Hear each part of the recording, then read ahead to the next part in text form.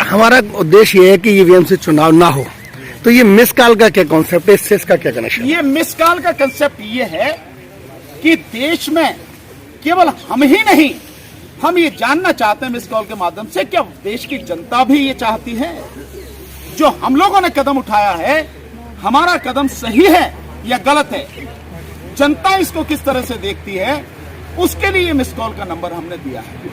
और जिस तरह से जनता का रेस्पॉन्स आ रहा है, मैं दावे के साथ कह सकता हूं ये तो मिस कॉल पे आ रहा है, और मेरे जो फोनों का हाल है मैं आपको बता नहीं सकता, हमारे साथियों का क्या हाल है फोन का। उस रेस्पॉन्स के आधार पर मैं कह सकता हूं कि यह आंदोलन गांव-गांव तक पहुंच चुका है, घर घर तक पहुंच चुका है। और मैं इसीलिए दावे के साथ कह रहा हूं कि 2024 का चुनाव ईवीएम से नहीं होने देंगे, इसका विरोध गांव-गांव तक होगा। अगर सरकार नहीं मानती है तो क्या करेंगे आप? सरकार कौन है? सरकार की औकात क्या है कौन सरकार? मालिक है देश में। इलेक्शन कराना सरकार का काम नहीं है, सवाल ही आपका ठीक नहीं है। इलेक्शन कराना इलेक्शन कमीशन का काम है। लेकिन आपकी बात से एक बात समझ में आती है, आपने बिल्कुल सही कहा कि इलेक्शन कमीशन और सरकार दोनों एक ही हैं, तो सरकार ही पूछ ली जाए तो क्या बात है। पर सरकार को हम बता दे रहे हैं आपके हिसाब से कि इलेक्शन जो होगा 2024 का केवल और केवल बैलेट पेपर से होगा, ईवीएम से नहीं होगा।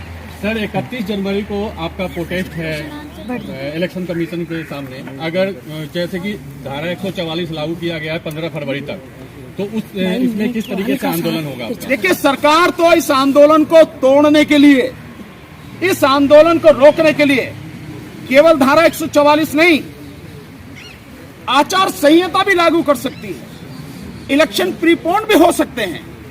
और जिस दिन इलेक्शन का अनाउंस होगा, आप जानते हैं उसी दिन से आचार संहिता लागू हो जाती है, तो सरकार सब तरह के हथकंडे अपनाएगी। सरकार हमें उठा उठा के ठोके भी, शायद ये भी हो सकता है, जेल में भी डाल सकती है, जेल में भी डाल सकती है। हमारे खिलाफ मुकदमे भी एनएसए के मुकदमे बन सकते हैं, हमारे खिलाफ में यूएपीए में भी हमें दे सकते हैं। सर आपने अपनी बात तो की, आपको जेल में डाल दिया। ये जो पत्रकार खड़े हैं यहाँ, इनको उठा के जब डाला जाएगा, नहीं लठ पड़े, कोई बचाने वाला है? हम बचाएंगे आपको। ये सारे पत्रकार सुन लें, आप इसकी बात करो। हमारी पूरी टीम, एडवोकेट्स की पूरी टीम आपके साथ कंधे से कंधा और कदम से कदम मिला के चलेगी। आप जिस तरह से सच की बात दिखा रहे हो, सच को दिखा रहे हो, कह रहे हो, इसो बाकायदा ऐसे ही कहते रहो। और आपके साथ तो हम उसमें भी होंगे, वो भी लड़ाई हम ही लड़ेंगे आपके साथ मिलके।